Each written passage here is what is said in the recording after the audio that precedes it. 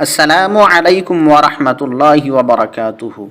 معزز سامعین کرام، بعض لوگ یہ سوال کرتے ہیں کہ داڑھی میں سے سفید بالوں کو اکھاڑنا یا نکالنا کیسا ہے؟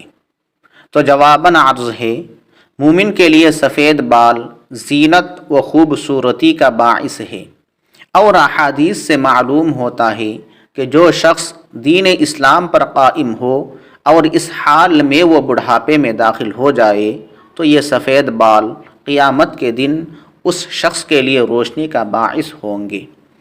اس لیے داڑھی میں سے سفید بال اکھاڑنے سے اجتناب اور بچنا چاہیے۔ سفید بالوں کا رنگ بدلنے کے لیے خالص سیاہ خضاب کے علاوہ کوئی اور خضاب لگانا جائز ہے۔